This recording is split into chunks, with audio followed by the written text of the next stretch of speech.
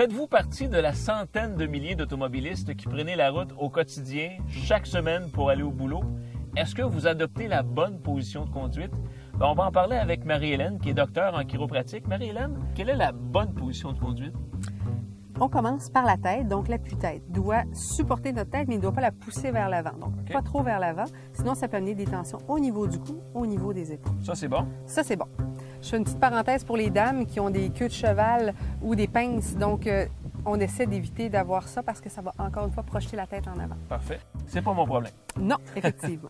Alors, au niveau du dos, on garde le dos bien appuyé, les fesses au fond. Donc, vraiment pour bien supporter les lombaires. Oui. Si notre voiture a des coussins lombaires, on les gonfle, on les ajuste pour que ça couvre bien le creux dans le bas de notre dos.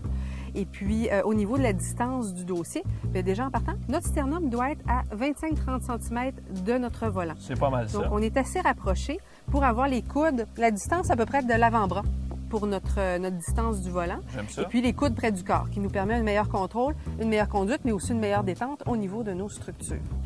La hauteur du banc, la hauteur du volant, bien ça, c'est une question de confort. Faut pas être trop haut, j'imagine. Pas trop haut, pas trop bas. Donc vraiment que le bras soit près, les coudes toujours près du corps. Donc si on est trop loin ou notre volant est trop haut, bien, on va avoir tendance à étirer les bras. La position idéale des jambes, moi, j'aime ça avoir la jambe légèrement fléchie. Est-ce que c'est la bonne position à adopter? On doit avoir la jambe qui est bien appuyée à notre siège et les pieds pas trop loin des pédales. Donc, on ne veut pas avoir tendance à glisser sur les fesses, s'asseoir sur les reins pour aller chercher nos pédales. Donc, d'avoir une bonne distance. Puis la hanche qui est assez dégagée aussi. Parfait. Donc, c'est vraiment notre truc, les coudes. Qu'est-ce que tu recommandes aux automobilistes qui font de longs trajets? On peut faire de petits exercices, idéalement à l'arrêt, mais il y a quand même des petites choses qu'on peut faire pendant qu'on conduit. Rouler les épaules vers l'arrière, vers l'avant, soulever une fesse, soulever l'autre pour faire des petits balancements du bassin. Oui. Ça va nous permettre de délier le bas du dos aussi.